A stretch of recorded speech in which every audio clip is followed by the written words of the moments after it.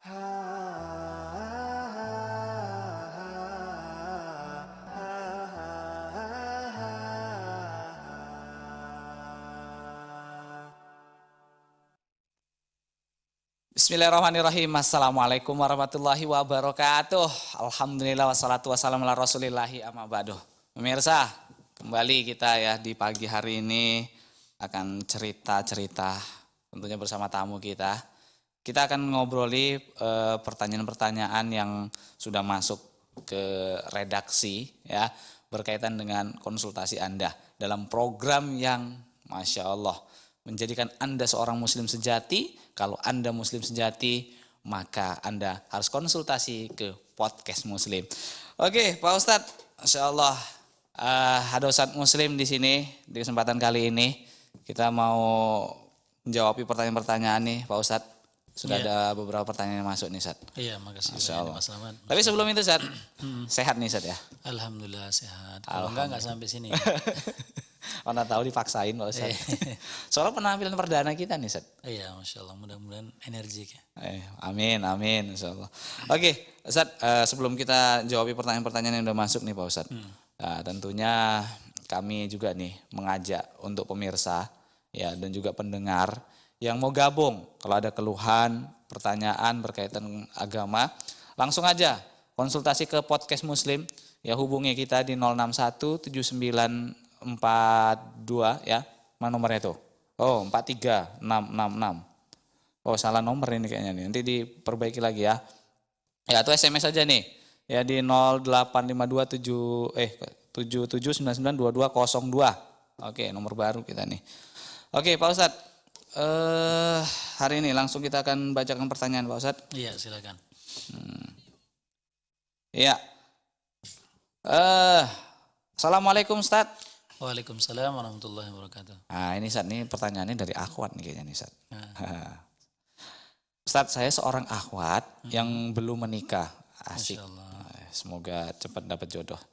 Usia saya sudah 25 tahun nih Pak Ustadz. Oh, sudah mateng nih Ustadz ya. Rencana nih Ustadz, ada 2 orang ikhwan yang mau menazor. Ya. Allah, ya. Alhamdulillah. 2 orang nih Ustadz. Sayang apa nih ya? Yang satu Ustadz itu dikenalkan dari teman uminya katanya Ustadz. Dan yang satunya lagi dikenalkan dari temannya. Berarti itu dari teman akhwat sama dari uminya. Ya, dari temannya yang sudah menikah katanya.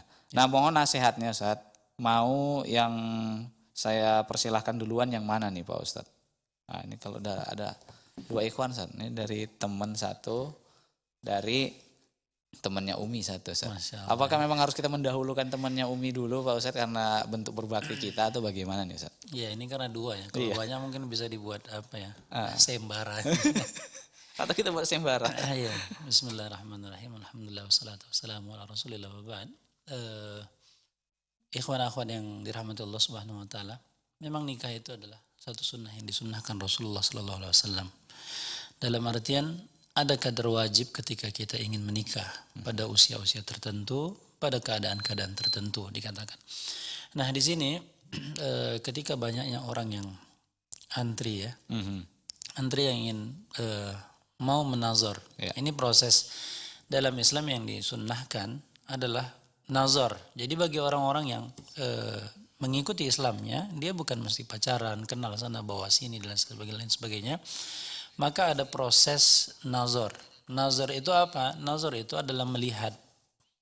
Melihat itu yang rajih dikatakan adalah boleh melihat muka, kemudian fisik secara umum saja, bukan lekuk tubuh bukan. Tetapi fisik ketika kita nazar melihat seperti saya melihat Mas Slamet misalnya kan kelihatan fisiknya dan mukanya.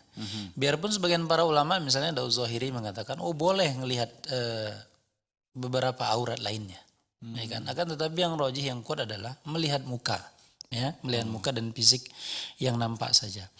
Nah itu yang dimaksud dengan nazar ya. Mungkin orang yang belum terbiasa dengan istilah ini adalah ini proses tahapan awal untuk menikah. Oke Ustaz, sebelum jauh Ustaz. Ini kan cuma lihat wajahnya aja Ustaz. Ya. Terkadang laki-laki itu kan suka apa ya? Rambut misalnya Ustaz. Rambut. Kalau rambutnya kibu kadang kurang suka. Mau pinginnya yang lurus gitu kan. Nah, ini gimana Ustaz?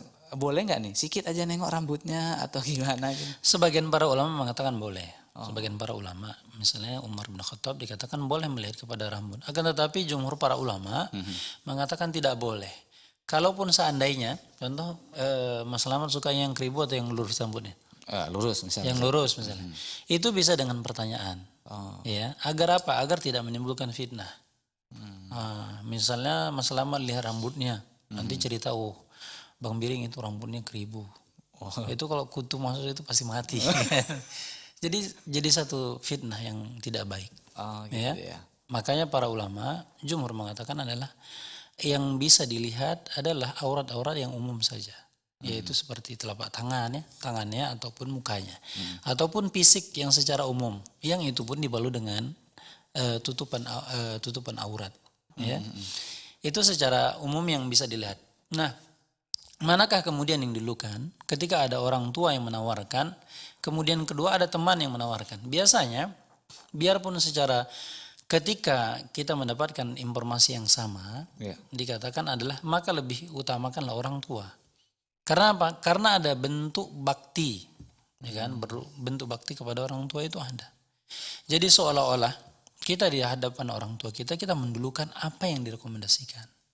Nah, jadi itu yang lebih utama bagi kita ketika ada orang tua umi kita atau orang lain, manakah yang lebih utama?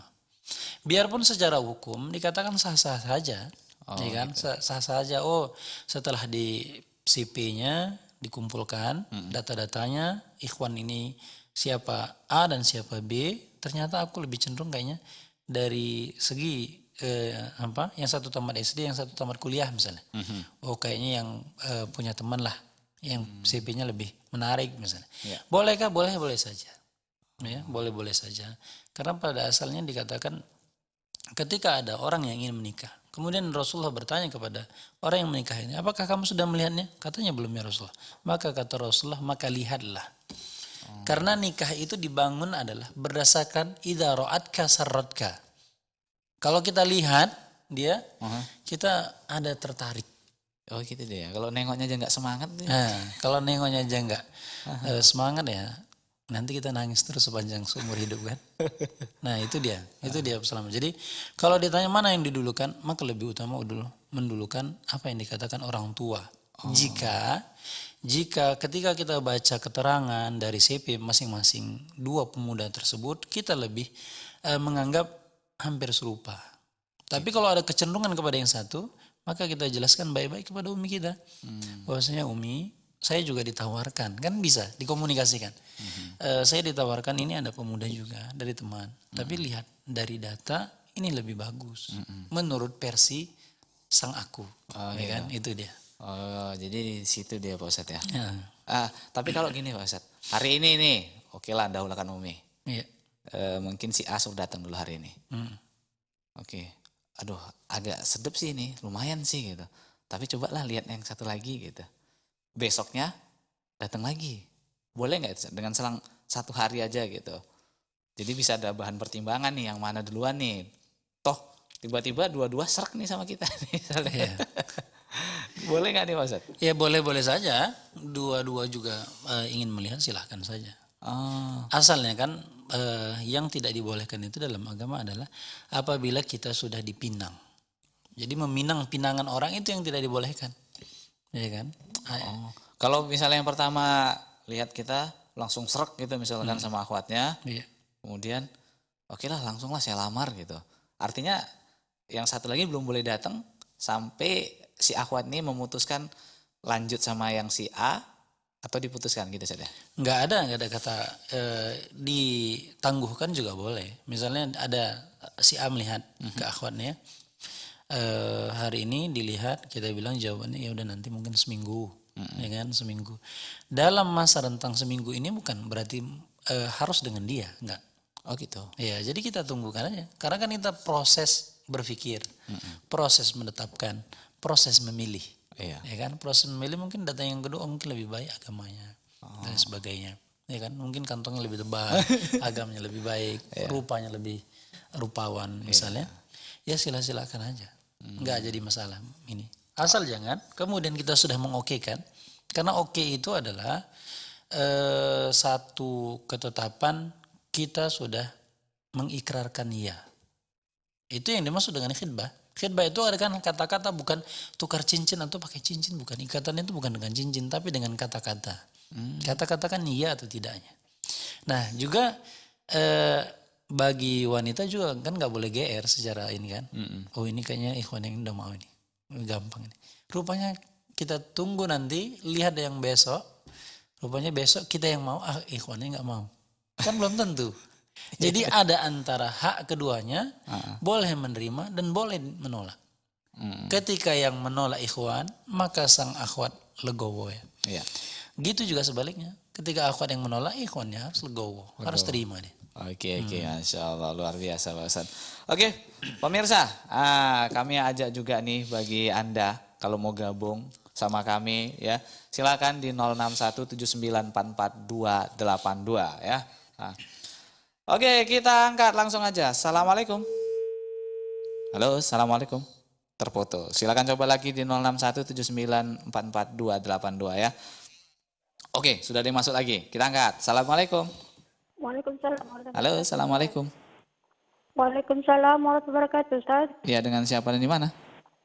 Aisyah, Ustaz. Oke, Aisyah. Masya Allah, sedang berdaki. Naam, Ustaz. Ya, silakan pertanyaannya. Naam, Ustaz. Assalamualaikum warahmatullahi wabarakatuh, Ustaz. Waalaikumsalam warahmatullahi wabarakatuh. Barakallahu fiik, Ustaz. Wa fiki barakallah.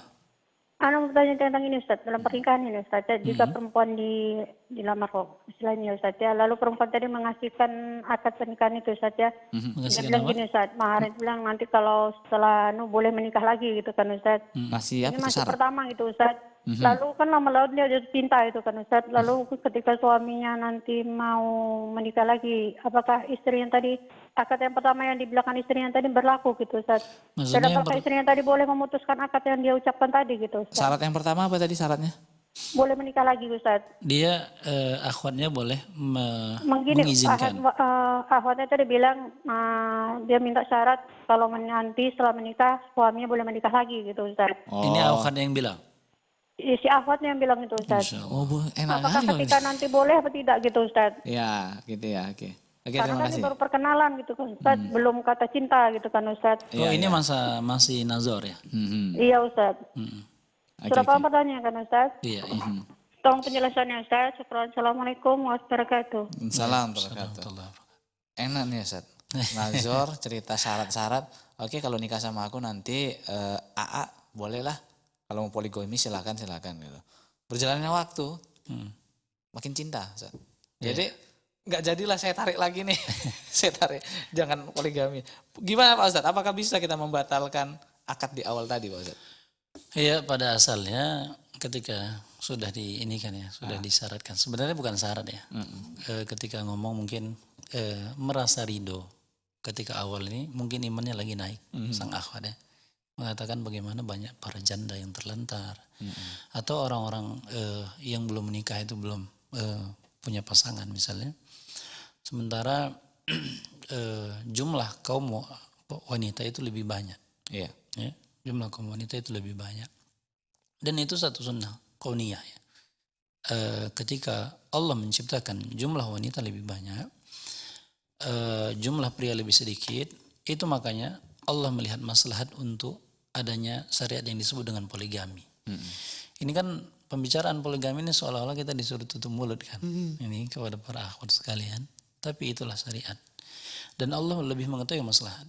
Lebih mengetahui maslahat. Biarpun dikatakan kadang-kadang maslahat, oh kita ini egonya besar. Iya. Ya kan? Ini terlalu ego dan sebagainya. Bukan terlalu ego, cerita ego atau tidak. Ini berbicara tentang syariat. Dan Allah itu lebih tahu maslahat. Itu yang pertama yang harus dipahami. Yang kedua, apabila kita boleh, ketika iman kita naik, mengatakan kepada Mas Lam dan misalnya istrinya, mengatakan boleh menikah. Dia sudah merasa ada angin surga kan. Tapi gitu jalan sebulan, 2 bulan, 3 bulan, ternyata dia lebih cinta istrinya. Ya kan? Istrinya juga lebih cinta. Sehingga istrinya mengatakan, Mas, saking cintanya aku kepadamu, maka nggak boleh nikah lagi sekarang. Ya kan? Nah, akhwat yang dirahmati Allah Subhanahu wa taala, yang pertama, yang niat pertama itu lebih utama ketimbang niat yang kedua. Karena kita menikah adalah ingin menumbuhkan cinta pada asalnya. Iya. Ingin menumbuhkan cinta. Biarpun dikatakan ini jarang memang perempuan yang mau dipoligami pada saya jarang. Ya kan? Akan tetapi bagi yang sudah poligami juga bagi seorang wanitanya harus tetap bersabar. Lihat misalnya, kan kadang-kadang kita membenturkan ini, seorang wanita membenturkan dengan satu hati, bukan satu logika. Bukan logika berpikir, nalar berpikir. Iya. Maka itu kata Rasul, memang itulah kata Rasulullah bahwasanya perempuan itu naqisatu akalin. Dia senantiasa berpikir dengan hatinya. Oh nanti waktunya terbagi. Kapan dia harus pulang, kapan dia tidak harus pulang dan sebagainya. Sementara kalau kita lihat Aisyah, itu kan 9 wanita. Ya kan? Dia harus bergiliran berapa? Per 9 hari. Ya kan? Per 9 hari. Jadi bagaimanakah Bunda Aisyah yang harus bersabar menanti kedatangan Rasulullah Sallallahu Alaihi Wasallam. Masya Allah. Itu pun dikatakan dia menjadi wanita yang termulia. Iya. Ini ada penanaman doktrin dari non Muslim bahwasanya poligami itu cenderung kepada satu hal yang negatif. Padahal satu sunnah yang disunnahkan Rasulullah SAW. Ya kan? Ustaz, kayaknya ditahan lah Ustaz ya. Ya, Kalau cerita poligami anak panjang ya. Boleh kalau cerita sama istri kan nggak apa-apa bi poligami katanya. Tapi ingat ada syaratnya. Langkain dulu mayatku. Nggak usah. Cari yang janda, yang tua udah nenek-nenek, yang miskin kalau mau. Nggak semangat juga ini Ustaz. Ustaz, kita rehat dulu Pak Ustaz. Oke pemirsa, ya jangan kemana-mana karena setelah yang berikut ini kita akan lanjutkan kembali ya. Tetap di Podcast Muslim.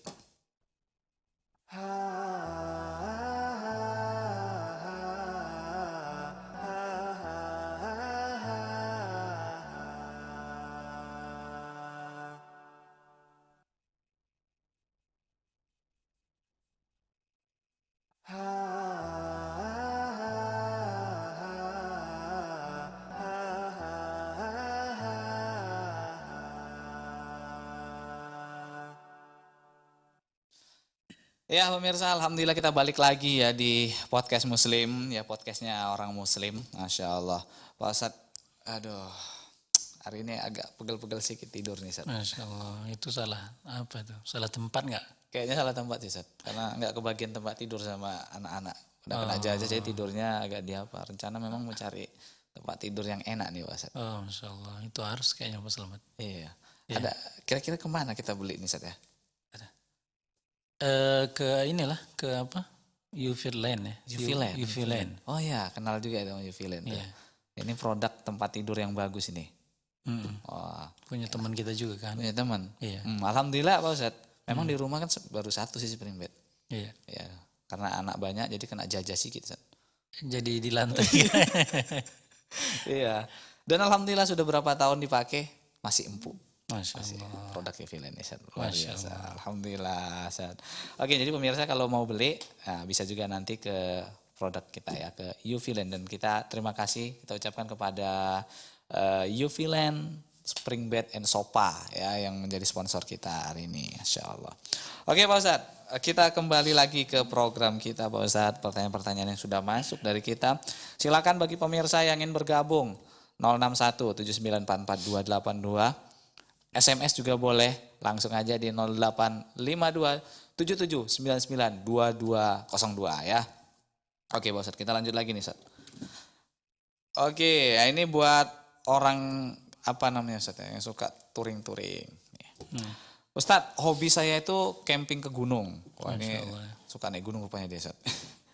Jadi ketika saya di atas gunung, bolehkah saya berwudu dengan air yang berbau belerang nih Pak Ustadz? Kadang kalau di sana kan nggak ada air tawar biasa gitu kan. Ada air ngalir pun kita cium baunya. Bau belerang ya. Tapi memang bening dia Sat. Boleh kita wudhu pakai air itu Sat? Oh iya, Masya Allah. Memang berwudhu dengan air belerang ini pada asalnya dikatakan maka kita kembalikan kepada asal. Ya. Dia maka kata para ulama adalah aslul khilqah, adalah asal penciptaan. Dia kan nggak kemudian kita campur, kita aduk sehingga menjadi aromanya bau. Sama juga dengan kata para ulama kiasannya kepada air laut. air laut itu bukan air yang tawar kemudian dicampur garam. Akan tetapi ini adalah asal dari penciptaan dari Allah Subhanahu wa taala. Jadi asalnya memang gitu dah dari sononya. Ya kan? Maka dikatakan dalam satu kaidah dikatakan aslu fil asya'i at-tahurah. Maka asal dari segala sesuatunya itu adalah suci. Jadi bagaimana kemudian air yang berbau belerang ini dikatakan pada asalnya adalah air. Ya. Maka secara hukum adalah boleh untuk digunakan untuk berwudu. Maka ini dikatakan tahurun ma'uhu tahir mutahhirun li ghairihi. Adalah ada pembagian air yang sebagian mazhab Imam Syafi'i dikatakan adalah ini dari kategori adalah yang air yang suci dan mensucikan. Jadi bagi yang camping, yang naik gunung ya, ini ekstrim nih ya, pernah sekali kita mana ya. dan ini boleh. Allah taala. Oke, kapan kita naik gunung lagi, Ustaz? Ya, nyiapkan pinggang dulu. Ya, asal jangan pas Gunung Semeru sekarang nih, Ustaz ya. Iya, yang Semoga lagi. cepat selesai bencana di sana. Oke, kita angkat telepon, ada yang masuk. Halo, assalamualaikum. Halo, assalamualaikum. Ustaz. Assalamualaikum. Waalaikumsalam Ustaz. Ya, dengan siapa di mana? Mama Rani Ustaz, Tebing Tinggi. Marani Tebing Tinggi. Oke, silakan pertanyaannya. Assalamualaikum warahmatullahi wabarakatuh Ustaz. Waalaikumsalam warahmatullahi wabarakatuh. Mau nanya ini Ustaz tentang sholat jenazah Ustaz. Itu boleh nggak kita mensolatkan gini, ada si fulan meninggal gitu kan Ustaz di kota A gitu. Ya. Jadi masyarakat kota A ini istilahnya mensolatkan dialah sebelum dikubur ya kan. Tapi kan keluarganya ada di kota B gitu. Jadi pihak keluarga yang di kota B ini minta jenazah dikubur aja di kota B gitu. Jadi sampai di sana itu disolatkan kembali. Nah, itu sebenarnya gimana hukumnya Ustaz? Oh, 2 kali disolatin. Gitu. Itu aja Ustaz pertanyaannya. Syukran. Assalamualaikum. Waalaikumsalam warahmatullahi wabarakatuh. Iya, 2 kali disolatin nih, Ustaz, dalam pengurusan jenazah. Boleh atau enggak nih, Pak Ustaz? Ya, terima kasih ya kepada Mama Rani deh. Mama Rani Tebing Tinggi. Mama Rani di Tebing Tinggi. Untuk menyolatkan jenazah itu pada asalnya boleh saja 2 kali, 3 kali, 4 kali. Misalnya contohnya, itu kan tadi beda kota ya. Beda kota mungkin karena di tempat situ juga sudah disolatkan sampai tiba di tempat kota B, kemudian disolatkan lagi secara hukum boleh. Nah sama juga misalnya contoh dalam satu kasus, karena mungkin masjid yang tidak cukup, sementara jamaah yang begitu banyaknya. Sudah sholat kloter pertama ya. Yang sudah sholat, kemudian ada jamaah yang kedua, bolehkah sholat untuk yang kedua kalinya? Boleh saja. Karena dikatakan bahwasanya ketika ada orang-orang yang beriman kepada Allah Subhanahu wa taala yang tidak mensekutukan Allah Subhanahu wa taala, sholat, sebagian hadis dikatakan ada mi'atu rijal, 100 orang, atau dalam riwayat lain dikatakan arba'ina, atau dikatakan yang sebagian lain dalam riwayat 40 orang. Maka dia katakan mudah-mudahan dia akan mendapatkan syafaat. Nah, itu dia. Jadi semakin dalil ini menunjukkan bahwasanya semakin banyak orang yang menyolatkan, maka semakin mendapatkan syafaat. Mendapatkan bantuan pertolongan dari Allah Subhanahu wa taala. Nah, jadi kalau bolehkah dibuat 2 kali sholat, 3 kali, 4 kali, maka secara hukum boleh saja. Allah taala. Oke, terima kasih Ustaz. Ada penelpon lagi, kita angkat lagi, ada siapa? Halo, assalamualaikum. Terputus, sayang sekali, silakan dicoba kembali. Oke, sambil kita menunggu penelpon lagi Pak Ustaz. Iya. Sudah ada yang masuk lagi, kita angkat lagi. Assalamualaikum. Waalaikumsalam warahmatullahi. Dengan Ibu siapa di mana Ibu? Ummu Khadijah apa Ustaz? Ummu Khadijah, Tebing Tinggi juga, insyaallah. Silakan Ummu Khadijah. Ya Ustaz? Silakan pertanyaannya. Oh iya Ustaz. Izin bertanya Ustaz begini. Bolehkah seorang istri itu mengizinkan suami berpoligami tapi bersyarat Ustaz? Misalnya cari yang janda dan sudah tidak bisa lagi menghasilkan anak gitu Ustaz. Kayaknya ibu-ibu pemikirannya kayak gitu semua mungkin Ustaz. Iya. Ya, atau cari yang kaya jadi nggak susah juga gitu kan Ustaz. Itulah. Itu aja Ustaz pertanyaannya. Syukur atas penjelasannya. Assalamualaikum warahmatullahi wabarakatuh. Assalamualaikum warahmatullahi wabarakatuh. Kayaknya rata-rata gitu Ustaz ya. Istriku gitu juga Ustaz. Pokoknya janda. Susah, kalau mau kaya sekalian gitu. Iya, berwarisannya. Masya Allah. Jadi Gimana Pak Ustadz? Tabarakallah. Ya pertama Ibu, nikah itu kan dikatakan oleh Rasulullah SAW dilihat kepada 4 hal. Satu adalah menikah karena cantiknya. Nomor 1 itu. Jadi kalau suami menikah melihat kepada rupa, apakah boleh? Boleh, ya kan? Kemudian yang kedua adalah karena harta. Ya. Jadi kalau ibu mensyaratkan harus yang kaya ya silakan saja kalau dapat, ya kan? Kalau dapat. Kalau dapat, kalau enggak jangan dipaksa. Yang kemudian yang ketiga adalah keturunan, nasab. Nasabnya dari orang-orang baik, keturunan yang soleh misalnya, boleh kan boleh. Dan itu yang dilihat. Kemudian yang keempat adalah diniyah, adalah faktor agamanya. Dan ini yang terutama. Karena yang membuat langgeng itu adalah Agama. agamanya. Jangan berpikir Ibu, ini adalah saingan nih. Ya kan? Kalau nenek-nenek yang sudah tua, janda, sudah kepala 7 misalnya, ya kan pasti aku nggak jadi saingan. Bukan begitu. Jadi jangan biarkan suami menangis setiap saat ketika pulang ke rumahnya, ke rumah yang satu. Jadi ini adalah bentuk ibadah. Bentuk ibadah. Bagaimana Aisyah kemudian dengan Sofia, dikatakan Aisyah kadang-kadang cemburu, mengatakan apa sih kelebihan dari istrimu itu Sofia? Secara rupa bagus, cantik dikatakan Sofia, tapi kemudian secara postur pendek. Aisyah mengatakan ya Rasulullah, istrimu itu apa kelebihannya? Sudah pendek, gembrot, ya, gemuk kan, gembrot. Jadi apa kelebihannya? Maka Rasulullah pada saat itu marah. Kenapa? Kata Rasulullah, wahai Aisyah, seandainya perkataanmu itu lamuzijat ila ma'il bahil lamazajatuh, dimasukkan ke dalam air lautan maka busuk air lautan. Perkataan luar biasa. Faktor apa? Faktor cemburu. Jadi kalau cemburu, kita merasa cemburu menunjukkan kita cinta kepada suami kita. Kalau kita nangis, maka menunjukkan kita cinta kepada suami kita.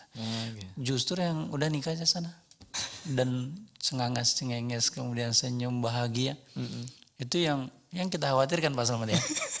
Kita khawatirkan ada kita mau nikah kemudian suami istri nyutpot secara totalitas. Kita khawatir juga ini kita dicintai atau Kayak gini ya, kayak mau dibuang gitu ya. ya, jadi itu pada asalnya Ibu. Jadi menikah itu dilihat kepada 4 hal.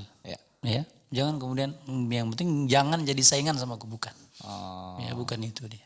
Jadi biarkanlah sang suami memilih berdasarkan apa yang diperkenankannya, yang dia lihat dari sudut pandang apa, maka biarlah dia berbahagia.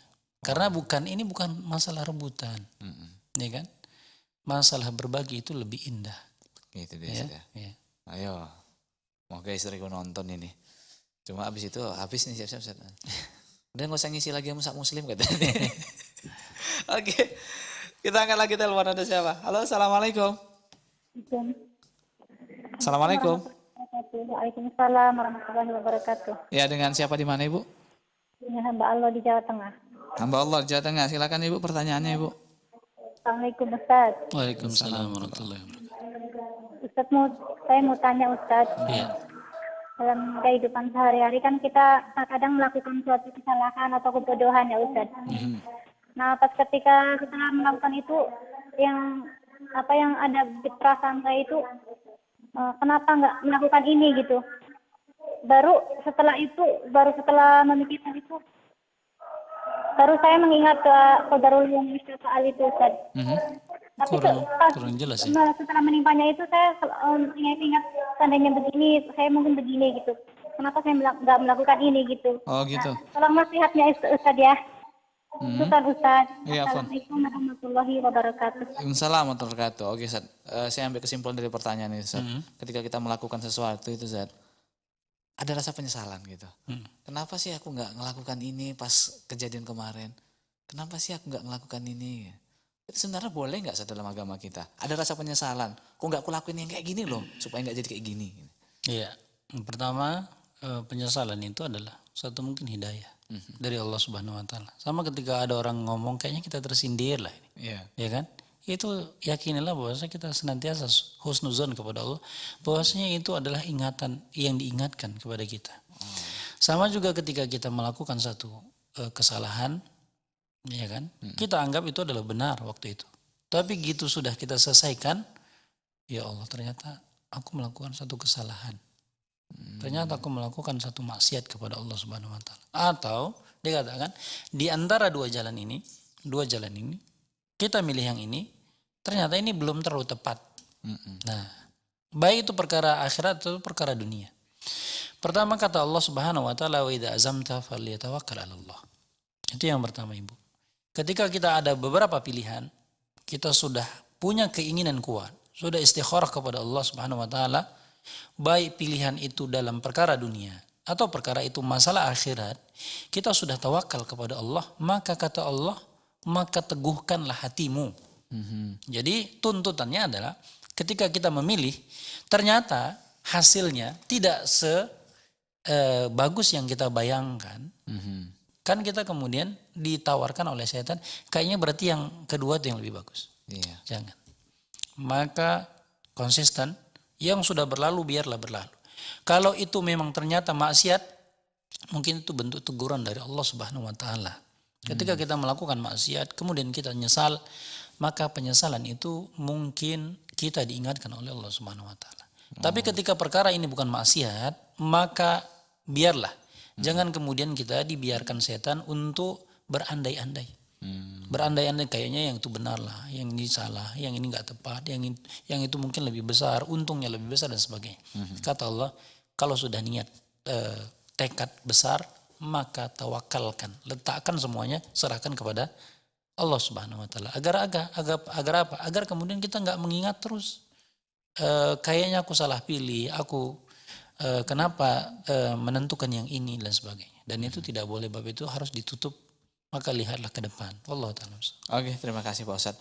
Kembali Pak Ustadz, kita harus rehat. Ya, untuk itu bagi pemirsa dan pendengar yang nanti mau bergabung masih ada kesempatan. Dan jangan kemana-mana karena setelah yang berikut ini kami akan segera kembali lagi. Tetap di Podcast Muslim.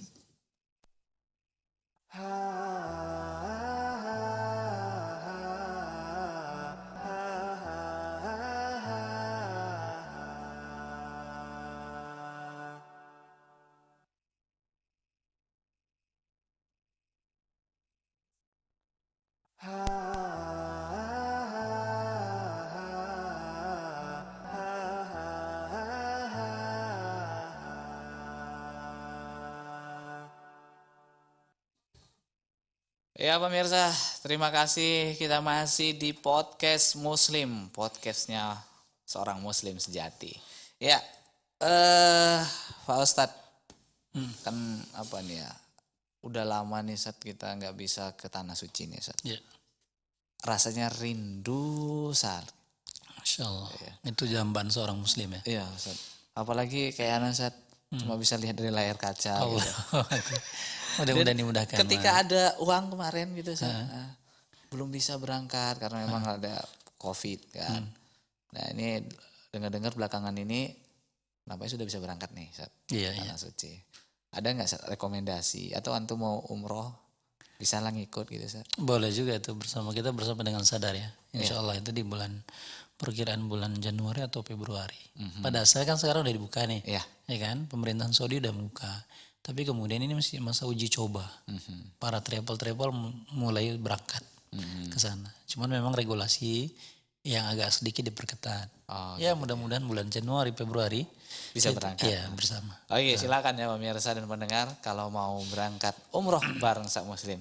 Ikut yuk ke Sadar Group ya. Iya, insya Allah. Oke, kembali Ustaz, kita ke program kita ya di Podcast Muslim. Silakan bagi Anda yang mau tanya 061 7944 282. Silakan juga SMS 0852 7799 2202. Silakan ya. Oke, Ustaz, pertanyaan berikutnya nih, Ustaz. Wah, ini kayaknya mantan rocker nih pertanyaan. Ustaz, saya punya tato gambar tengkorak di tangan nih, Bos. Masya Allah, serem ini gambarnya bukan apa nih, kalau gambar apa? Bunga melati itu masih biasa, Ustaz. Ini tengkorak nih, Pak Ustaz.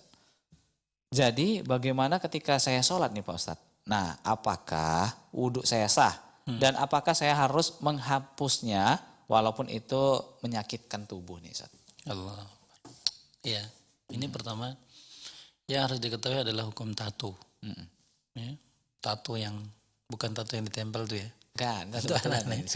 Tato yang permanen itu. Maka kata Rasulullah itu dalam sebuah hadisnya, la'anan Nabi SAW al-washimah wal mustawshimah. Maka kata Rasulullah itu, maka dilaknat oleh Allah. Siapa yang dilaknat? Adalah wanita-wanita yang mentato dan yang ditato. Jadi uniknya ini Pak Salam ini. Pada zaman Rasulullah itu, Rasul menyebutkan biasanya yang mentato itu perempuan. Sama kalau kita yang sekarang pakai anting siapa? Perempuan. Tapi kan laki-laki ada yang pakai anting. Dia kan ngikuti perempuan. Dia merasa kurang jantan atau gimana? Ini pertanyaannya. Sehingga kemudian mengambil yang biasa dilakukan perempuan. Untung nggak biasanya pakai lipstik kemudian ikut pakai lipstik kan. Bisa jadi nanti ke depannya pakai lipstik. Maka pada zaman Rasulullah itu Allahu Akbar. Ini pekerjaan para wanita. Tatoannya. Ya kan? Yang tatuan itu. Maka kata Rasulullah itu yang dilaknat siapa? Orang yang menyambung rambut. Siapa yang menyambung rambut? Perempuan. Maka kata Rasul la'anal washimah. Itu perempuan-perempuan yang mentato. Maka kadang-kadang kalau kita di Tanah Mekah tadi bersama dengan Sadar Group misalnya itu kita umroh dan sebagainya. Kita kan kadang-kadang ada beberapa negara yang orang-orang Arab kita bilang masih ada tatuan. Di sini kadang-kadang hijau, di sini dikasih warna hijau. Untuk agar apa? Agar mereka merasa lebih sempurna. Itu wanita yang melakukan. Kalau kita mestinya seorang laki-laki harus sudah merasa cukup sempurna. Tapi penyakit perempuan itu menular sekarang. Yang pada zaman Rasulullah itu penyakit para wanita yang kemudian merasa kurang cantik, kurang bagus, kemudian ditambah dengan tato. Dan itu adalah pekerjaan wanita. Sekarang menular kepada preman, ya kan? Iya. Ini preman ini salah ngadopsi nih, ya kan? Karena nggak benar nih, apanya? Mestinya harus menunjukkan lebih kuat. Jangan-jangan preman berapa puluh tahun mendatang pakai jilbab katanya. Ya ini salah ambil apa? Nggak baca dulu dia, nggak baca literasi dulu. Mana yang mesti harus dilakukan seorang laki-laki. Nah ini kan merasa agar jagoan itu tato, kemudian tengkorak, ular, kemudian bunga kembangan dan lain sebagainya, elang, macan, menunjukkan dia tidak punya jati diri. Tidak punya jati diri bahwasanya kekuatan itu di mana? Seorang mukmin yang kuat itu adalah dalam hatinya. Lihat bagaimana kisah para sahabat. Dia bisa berjihad di jalan Allah, melawan musuh, mengangkat senjata, sementara mereka kurus. Kadang-kadang bahkan salah satu sahabat itu ketika naik pohon, sedang goyang-goyang kaki, betisnya kelihatan kecil. Tapi kemudian di medan tempur dia yang lincah. Keberanian itu di mana letaknya? Bukan pada besar badannya, tapi adalah pada jiwa di dalam hati kita ini. Itu yang dimaksud dengan kekuatan. Nah, bagaimana tentang orang yang bertato? Apakah tatonya seram tengkorak, ya kan? Dan lain sebagainya. Secara hukum, bagi orang-orang yang sudah bertobat kepada Allah Subhanahu wa taala, dan itu adalah bentuk hidayah yang dimuliakan oleh Allah bagi orang-orang yang dulu bermaksiat. Dan bagi kita yang bertato, maka tidak mesti untuk dihapus. Ya kan? Kecuali dia bisa dihapus, kata para ulama, kecuali dia bisa dihapus dengan mudah dan tidak menyakiti, maka hapuslah.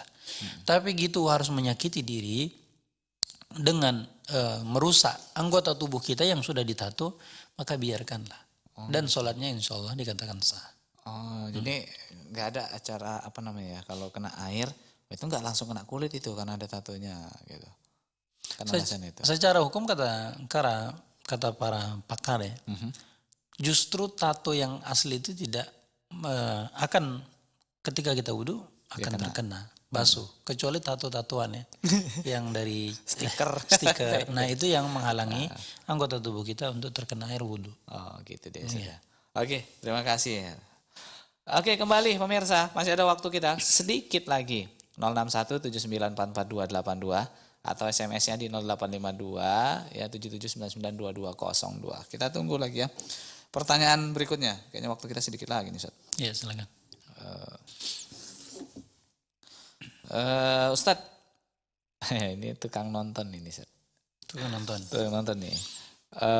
bolehkah nonton film horor nih Pak Ustadz? Tapi niatnya nih saat ya niat dan harapannya itu bisa mengingatkan atau menguatkan iman kita terhadap yang goib nih Ustadz.